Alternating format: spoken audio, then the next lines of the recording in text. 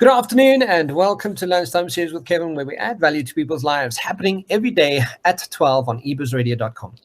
To join us back for a three-part series that we put together, well, at least the wonderful Dr. Marcel.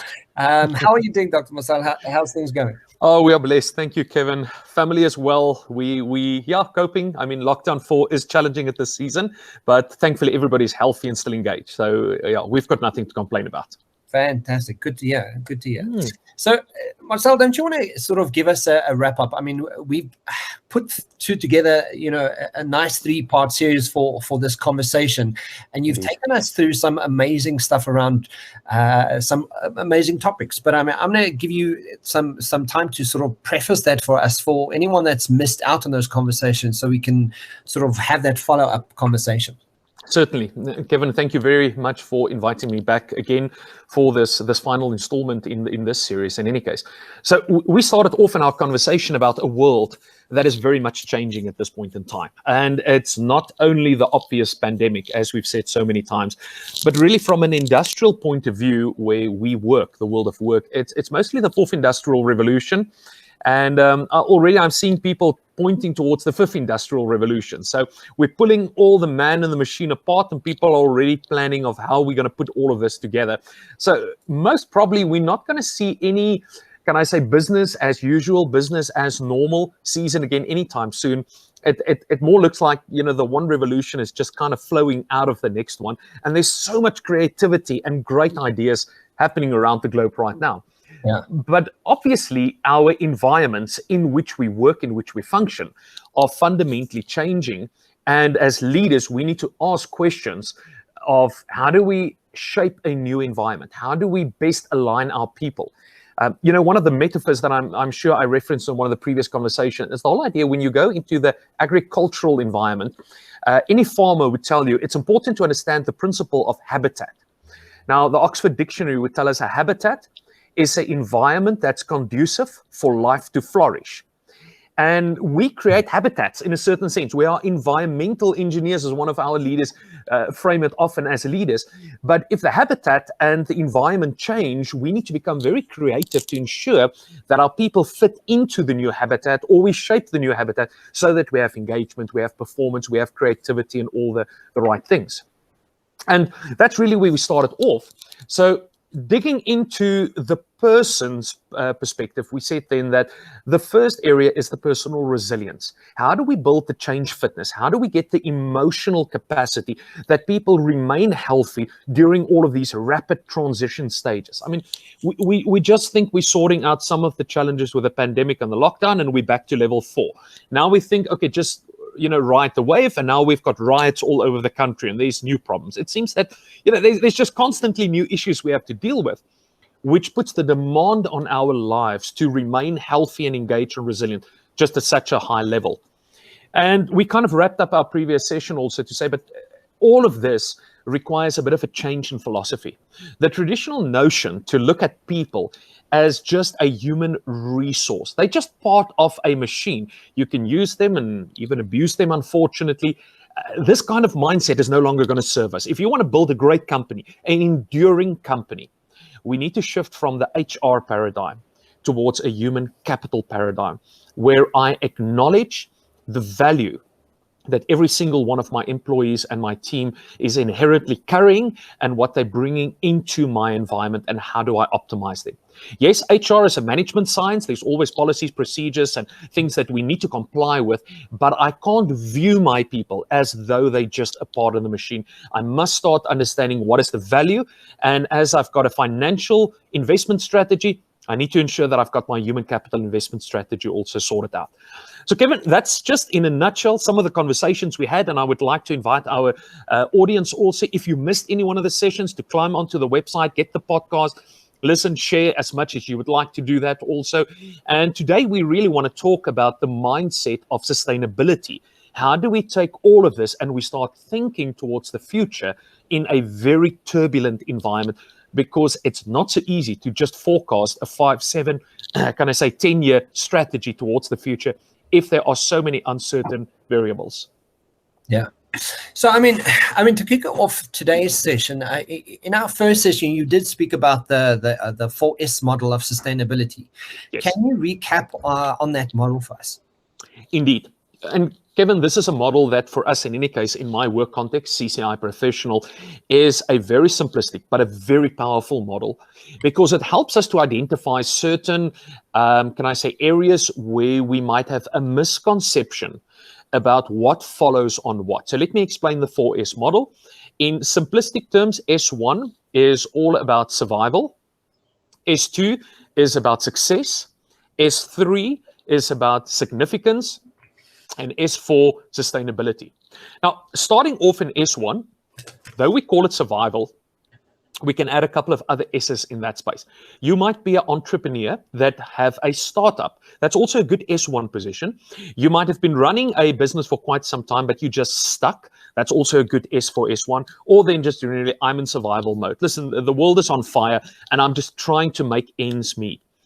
And if we compare that with a very familiar model, the Maslow's hierarchy of personal needs model, it's a nice pyramid that indicates for our personal well-being, there are certain layers that needs to be in place before we get to all these nice transcendent kind of things.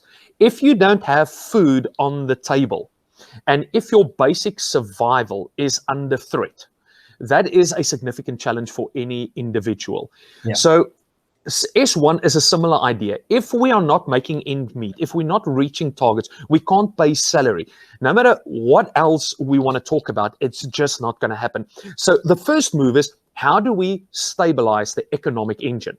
That's the only conversation I have with any of our clients that's in S1. Let's get your economic engine sorted out. Do we need to downscale? Do we need to run a 189? Whatever the case might be, open new fields, go to product market developments. But let's get you to S2, where you say, listen, I'm successful. There's a level of stability in my company, and we're making ends meet. So that's the traditional jump, which we taught in the MBA courses, which we taught to all of our entrepreneur students. But here's one of the challenges. People are quite often under the impression, because I am successful, I can jump all the way to S4 and I will be sustainable. The research and many, many senior leaders that I've spoken of have completely showed that as a fallacy. Success does not guarantee sustainability. We must first visit this position S3, which is all about significance. This is the jump where it's not only about the financial bottom line of my company, but my company is making a greater impact in society, inside the people that's working for me, community, whatever it might be. You can even take the United Nations sustainability goals. I mean, there's such a beautiful list of sustainability. This is where companies truly start serving their purpose. Simon Sinek's perspective on start with why. Yeah. And there's a number of reasons for that. It's more motivational. It's more engaging for your people. You attract better talent to come and join the company. People will give more of their lives to see this company surviving. And it's only out of significance that we truly see long-term sustainability. And you can take any of the great companies who's been around for close to 100 years. It's because they understood something of the significance principle, not just having continuous success. And that's a model that helps us in our thinking to move from success to significance and finally then to sustainability. I will touch on the non-profit sector also in a moment, but let me first ask, Kevin, is this making sense, the 4S model? Absolutely. I think it's, you say that people want to jump from the success model and sort of skip the whole significance area. Yeah.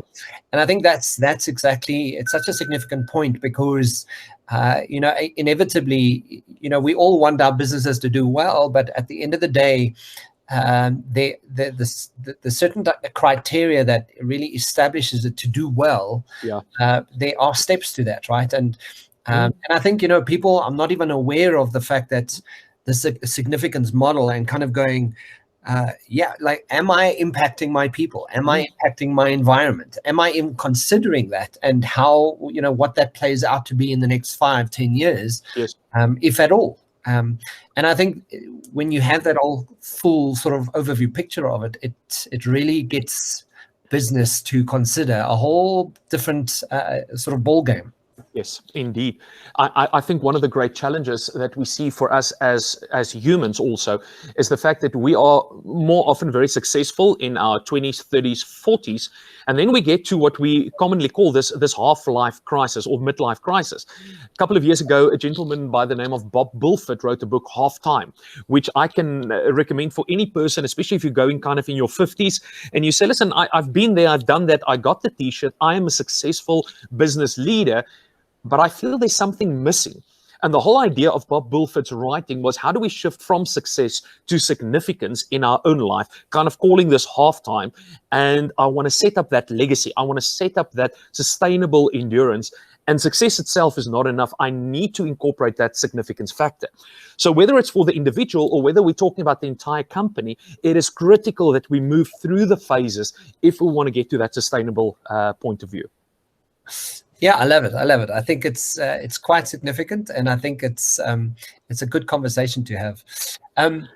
Yes. So, in between, are there any shifts between the Industry 3 and Industry 4 approach on this, the suitability?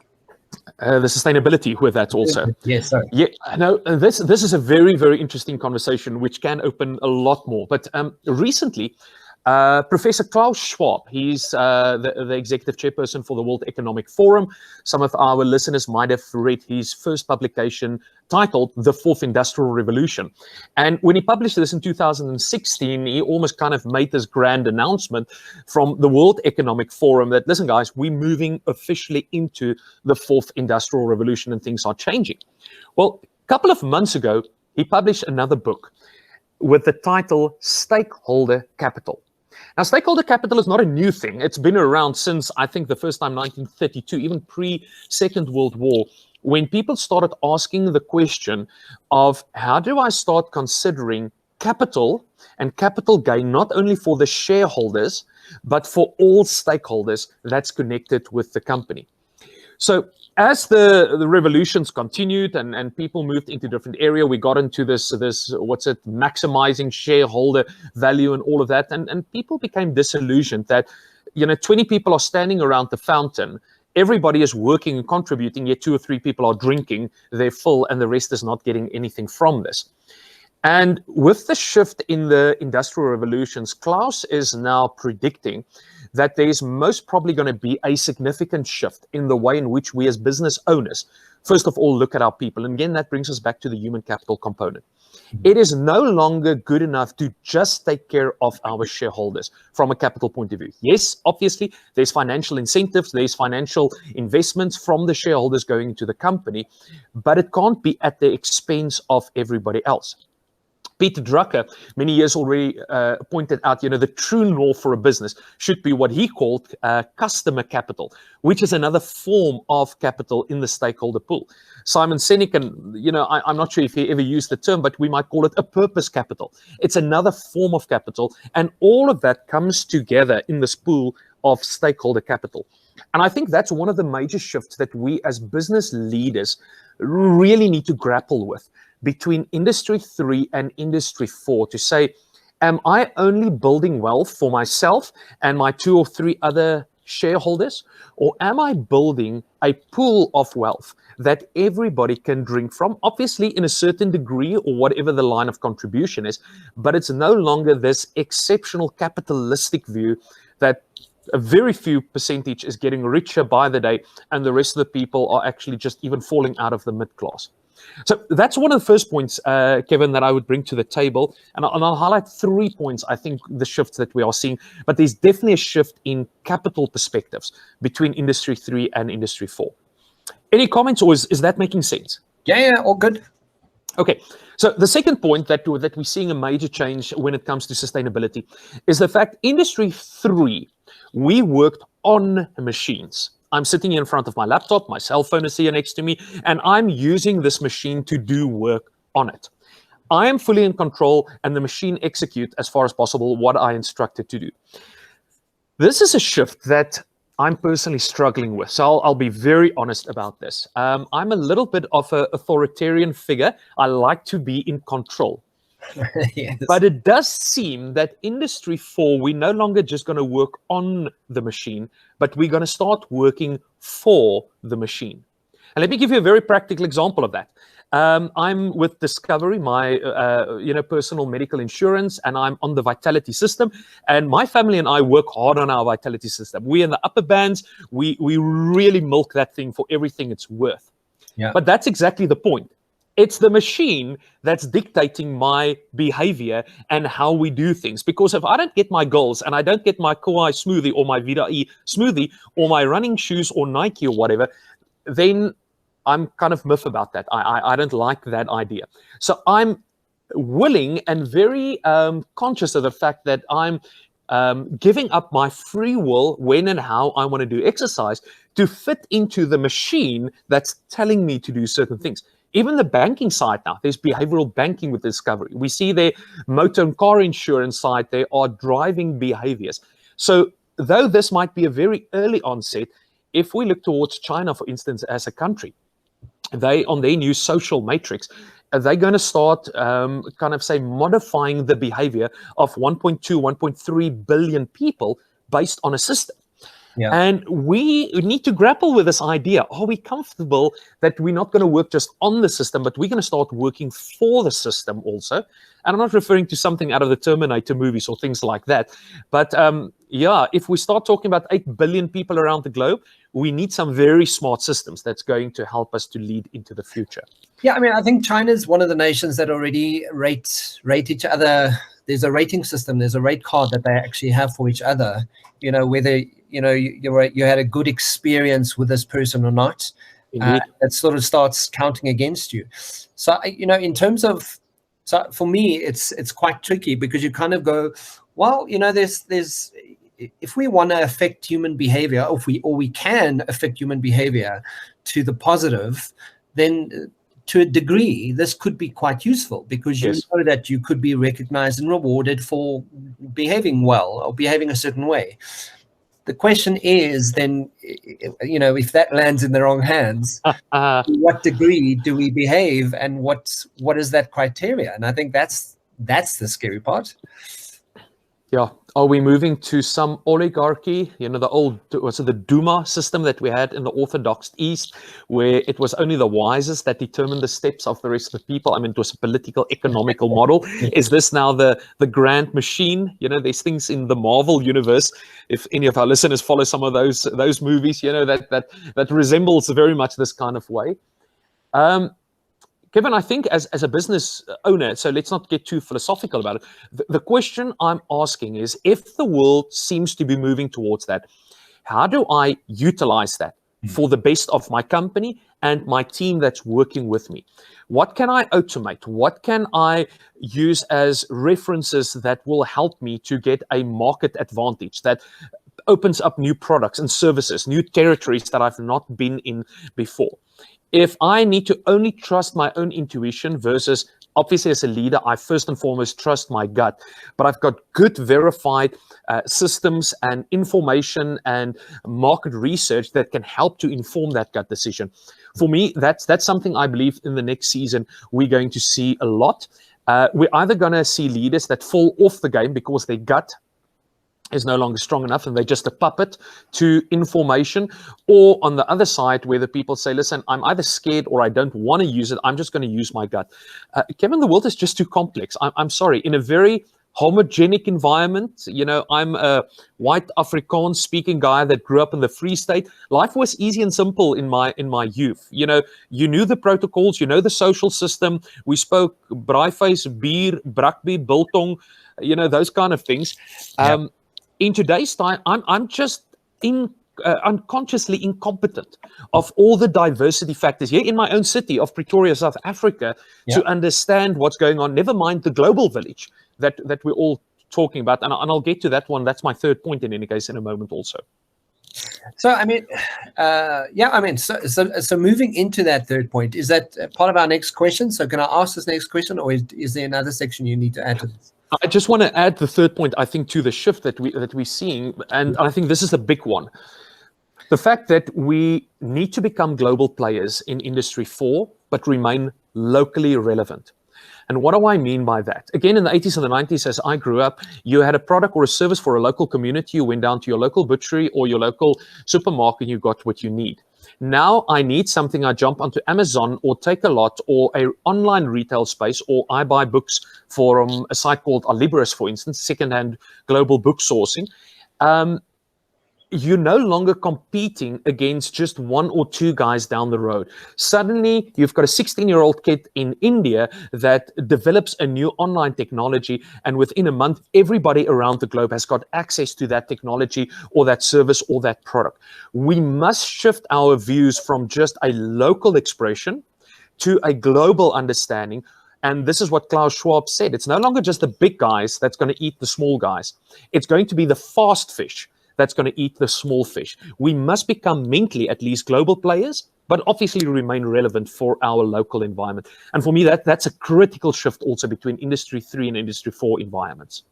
I think that's also quite a challenge, depending on sectors to what sector you're talking to, because I think a lot of people still get that misalignment in a big way. That yes, they want to move into a global conversation or global sort of recognized conversation, but yet they are not relevant to their localized communities. So they completely misalign, or they miss an opportunity where your opportunity could be sitting on your back, your back stoop kind of thing. So true, so true. And I think, again, with the 4S model, we can be successful in our local setting. But the moment you move into significance, you're significant for your community. If you want to play globally, there are other significant factors that also starts playing a role. So if we take our own team and we take, some of our holding group that's, say, out in the UK or the US or in Germany or the Nordic countries, how they interpret significance can be quite different from us here in South Africa right now, even though we're all successful. And again, we must have that local relevance of significance to move to that sustainability position. Yeah, absolutely. So in terms of our leadership and really keeping that as a sustainable model for our businesses, how does succession by reproduction work compared to succession by appointment? And also, to add to this question, as a side note, why is it more relevant today for reproduction to happen than just appointment? Yeah, because I think that's also quite significant, adding to this conversation. Well, let me quickly go back, and I don't want to pull out a whole history lesson, but the succession by reproduction is a much, much older paradigm than succession by appointment. Actually, succession by appointment only came really into being by the first industrial revolution. Let's just take one position in a company, the CEO or the MD. The CEO is about to retire, notifies the shareholder or the board to say, I plan to retire in 18 months. Somewhere along the line, the memo reaches HR. HR goes into a frantic, we need a new appointment when the CEO retires. So they start searching internally. They put it out in a job ad or get a recruitment company to go and headhunt. And then they, most of the time, appoint a new CEO based on only one thing, the skill set. And we've looked at the research. This was part of my own PhD research. I've looked at so many case studies. The number one generalized criteria for the reappointment of an executive role is the skill set. Do the person have the right skill set? That is what we call succession by appointment. Succession by reproduction goes as far back as the ancient kingdoms, and whether it was a good or a bad king, I'm not going to get into the detail, but it ran through the bloodline of the king. You were my son or my daughter, and I'm going to set you up to become the next monarch of this kingdom. Yeah. Now, obviously, I'm not going to get into the detail whether that was a good system or a bad system, but there was one critical element that was great. The fact that the boy or the girl grew up in the household of the previous king made all the difference. Even though they might not have had the skill set yet, because that's why they had advisors. They had the relationships, they had the belief system, they had the narrative or the history of that family or that kingdom, they had the culture, there was a spirituality that was imparted to them, there was a certain lifestyle, what it meant to be royalty. And as most of us actually know, skills is the easiest thing to teach anybody. But try and change a belief system. Try and change a value system. Take somebody into your company from a foreign culture and really try and change their culture. Those elements are much more deeply rooted into the core being of who we are. And the paradigm of succession by reproduction is a paradigm that say, listen, we're going to appoint a person into the role, or they're going to succeed into that role, not based just on the traditional notion, do they have the right skill set? In any case, 5 years down the road, the skill set's most probably in any case going to change. We need to update our skills the whole time. But if the person does not share our values and our DNA and our culture, that is a much, much harder succession process, because the person is foreign actually to who we are, and the disruption they cause is significantly higher than a person that might just need or lack certain skills, which we can always upskill. So this is a paradigm that we are investing in the marketplace very intentionally to say, guys, most succession books on the market talks about the idea of succession by appointment. It's a much more sustainable way to start considering how do we raise our own sons and daughters internally that we want to raise through the ranks, and not just get new, fresh DNA from the outside the whole time. So that's in a nutshell something of the history and where this come from. Yeah. So, I mean, I'm just, one of the recent articles that I've read around the future of work is something that Oracle put out into public domain. And they were speaking about really rethinking your reskilling and investing in critical skills versus critical roles. And to this point about reproduction, you know, like considering the fact that we're in COVID, we're on the how many waves already in this country, you know, like why is this being influenced on how we make decisions around who we appoint? Is one of the factors that influence, you know, how does COVID influence this factor, in your opinion? It is a difficult question, because the moment you go into turbulence, people seem to lose their long-term perspectives, even their midterm perspective. I just want to survive from day to day. And the moment my psychology starts to being aligned with this almost living from hand to mouth, you know, my daily bread, you know, that's all I care about. If senior leaders get stuck in that mindset, we're going to see a lot of different new challenges that will most probably come to the forefront in the next season. I understand if you have a labor force, and my labor force just think, you know, I'm doing work today, do I get paid at the end of the week in order to buy food for the weekend or whatever it might be? And that's a different conversation. I'm talking to leaders now that needs to anticipate and forecast into the next season, and not just have an action plan to survive lockdown 4 for the next couple of weeks, but to ask what's happening 12 months, what's happening 36 months, how does the 5-year and even the 10-year margin look? We can't forecast that with clarity, not by a long shot, but there are still principles that always holds true. And one of these principles is how we think about succession planning. Succession planning is not something that we wake up 12 or 18 months before a specific role suddenly needs to transition and the person will retire or resign. We need to start thinking about creating pools where there's a lot of talent swimming around. And perhaps this is also one of those shifts from an industry 3 to an industry 4 mindset. You know, traditionally, we had a succession pipeline. If you can just get everybody to have a kind of understudy or somebody standing behind me that will push me out, that kind of pipeline mentality doesn't work. We saw great pipeline companies like Nokia crash and burn by the early 2000s because everything was trying to be crafted exactly step by step. And that made way for a platform understanding where the Android and the OIS systems came in to say, let's just bring everybody into this conversation, everybody that's relevant towards it. We're not going to say, oh, you're going to be the next CEO or the next MD. But there's a pool with 10 potential. Perhaps 8 of them are internal, 2 of them might be external. What do we start doing already to grow their mindset, to grow their skill set? They continue to do their role. We know somewhere we're going to appoint perhaps one of those people into the next role. But if we want to go fishing, we know where our dam is and we know we've got nice fattened fish that we can pull out. And that is a very long-term sustainable mindset that we as leaders must consider in a season such as this. Or we're going to wake up one day where, let's take the most extreme case, you lose one of your executive or a key position because of COVID now, an actual life loss.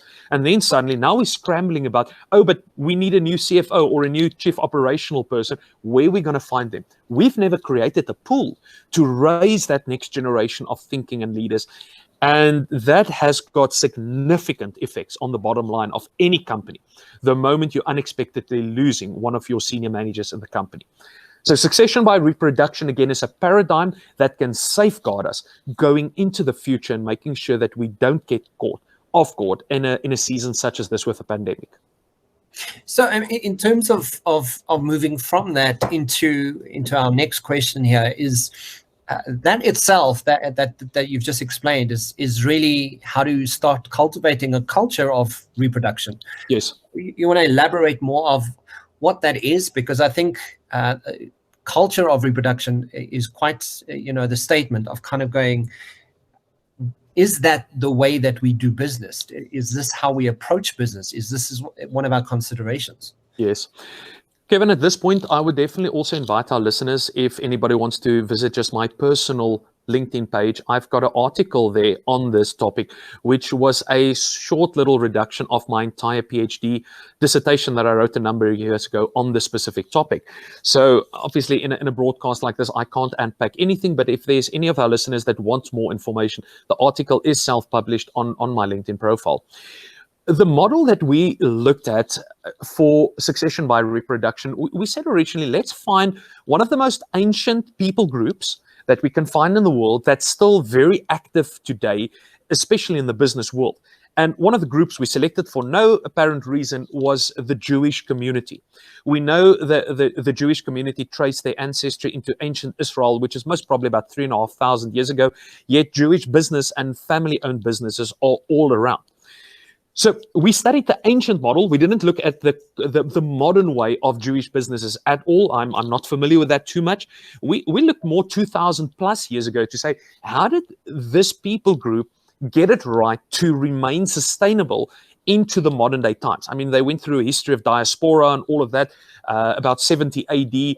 And somehow post the Second World War, the Jewish people across the world came together again. And there's always this identity that's in place. So reading many of the ancient texts and things, we found that there are three common aspects which they constantly teach their successors. And it's done in an environment where there are three identity points. So these are 6 points that I'll quickly just drop out for our listeners. Yeah. Number one, everybody shared the narrative, the story. The story of the company, of the business, is not just the founder's story. It's not just some person's working here for a long time. It became my story. I became part of the story. So if I'm just using CCI Professional, our company as an example, every consultant comes into CCI Professional, and the story is not Marcel Hattingh is the founder of the company.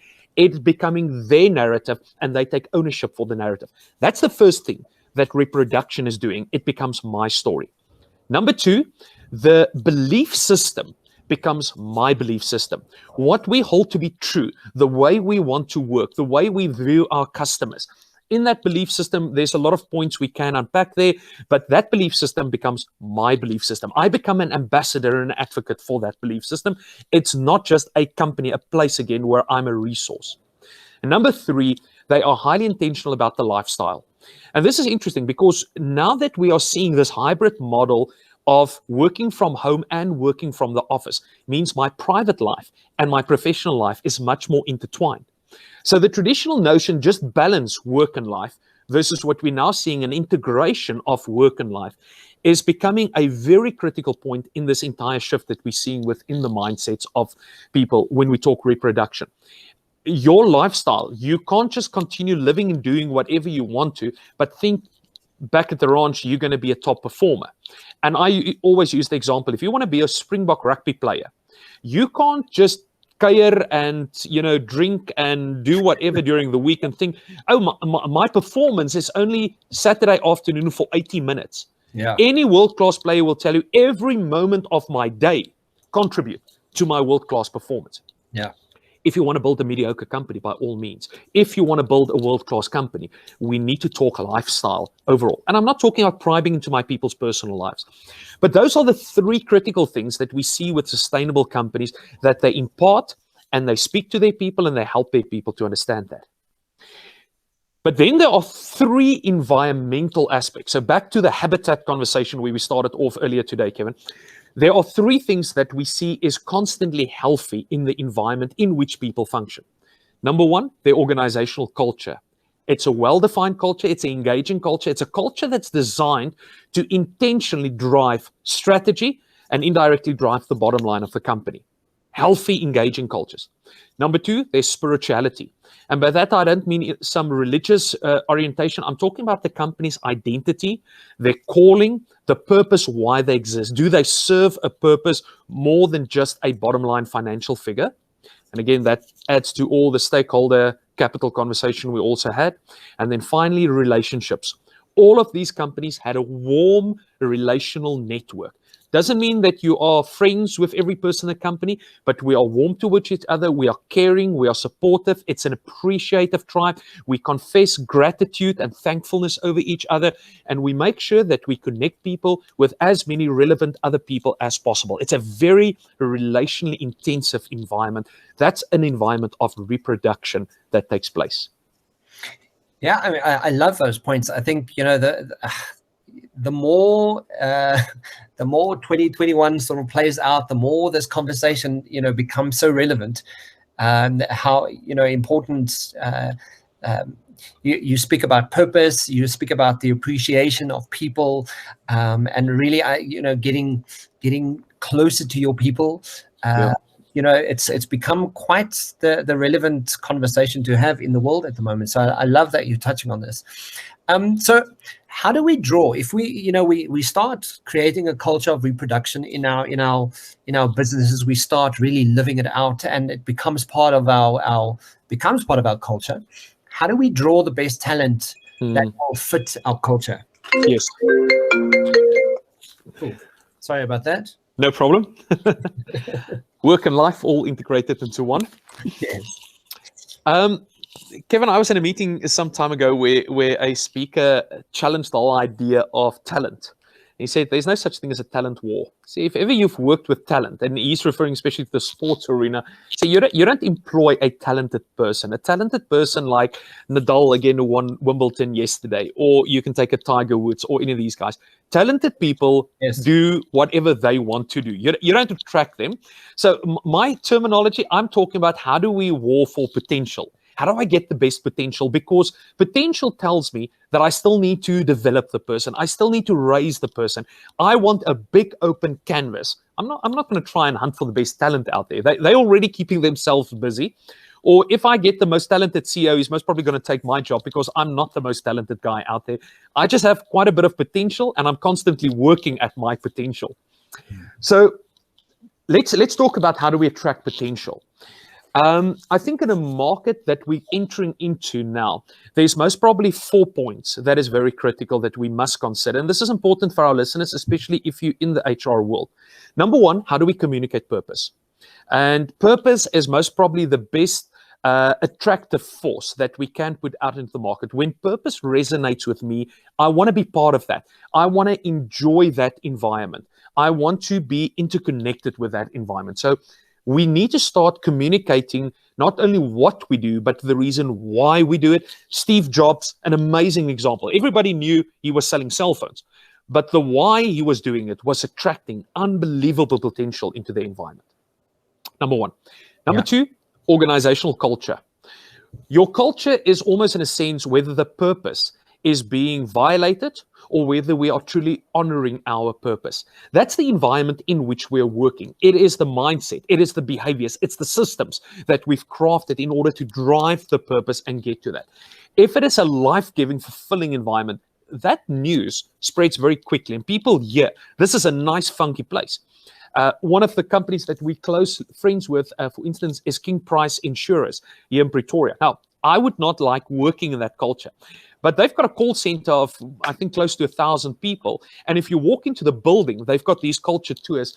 It looks like Las Vegas. It is lights and music and, smoke machines and all of these cool things happening. Why? Because they're engaging their people and they're driving their strategy and their bottom line. I'm a little bit more conservative, perhaps, but we've got our own healthy culture. But that's number two. We must become culture optimizers. Number three, opportunity. If the word is on the market, this company is going to sell off, constantly running 189s. This company is in dire straits. Nobody wants to join a losing team. But if you hear this company has just gone through an acquisition, they've just did a merger with another company. It's public knowledge. One of our big clients, Waste Plan, they know the waste industry, just bought out of the Barlow World Group, one of their peripheral companies, Smart Matter. So this company is on a roll. Their balance sheet is growing beautifully. They've got 2,500 people. If you're in the waste industry, that's most probably the kind of environment that you would consider want to be part of, because there's opportunity for growth and opportunity for recruitment. And then number 4, I mean, this is the classic one, is just the brand. What is the brand reputation out there? Do we love this brand? Do we have respect for the brand? Is this a brand that I want to be associated with? And I know when we're under pressure, the marketing budget and the branding budgets are usually the first things that we cut off. And obviously we need to act in wisdom, but to completely stop our brand awareness campaigns and what we're taking into the market is also not the wisest move in a season when they're under pressure, but we need to do it, I think, just in a responsible way. So I will put those 4 things out there that's critically important. How do we attract through purpose, our organizational culture, the opportunities that we're communicating to the market, and the brand? Any potential that wants to become part of CCI Professional as a human capital consultant, if we communicate this in a healthy way, people want to say it's a winning team, the people are healthy in that space, the market embraces that brand, and man, I can live for that purpose. I can be associated with that purpose. So those would be the 4 pillars that we would call our talent compass or our potential compass, how to show the 4 different directions in building a good market reputation. Amazing. Dr. Marcel, we don't have much more time. I absolutely love talking to you. I know that every time you're here, I just sit and listen, and I in awe of all that you have to share with us. Just in wrapping it up, this series that we have covered, what is the takeaways that you want people to sort of take away from these conversations? So true. So I'm going to wrap it up, Kevin, with the idea of the habitat again. Yeah. And a farmer will tell you it's a simple equation. I need to take care of the soil or the environment, that's the one side, and I need to take care of whatever I'm about to plant, in our case, the individual. As leaders, this is my invitation to you.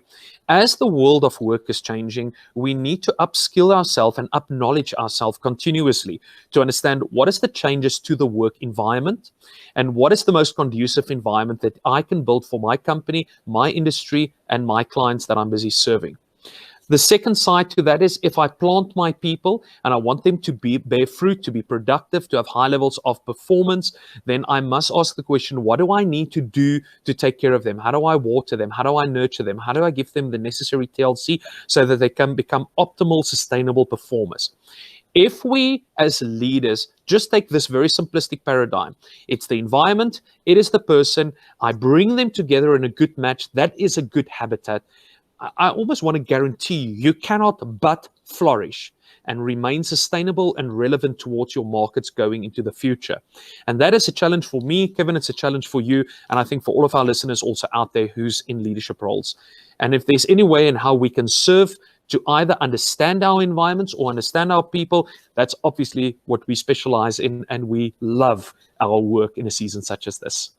Stable environments for us, it's not exciting. It's very boring because people know what's going on. The more turbulence, the more excited we get about the work that we are doing. There we have it. Thank you, Dr. Marcel Hattingh, joining us all the way from Pretoria, and he's the CEO of CCI Professionals. Guys, if you want to get in contact with Dr. Marcel, all the details will be in the description box below. Dr. Marcel, thank you so much for joining us, and thank you for making the time, and please come back anytime. Thank you very much, Kevin. It was wonderful serving you and your listeners also today. I really appreciate that. Thank you. Fantastic. Cheers for now. Bye-bye.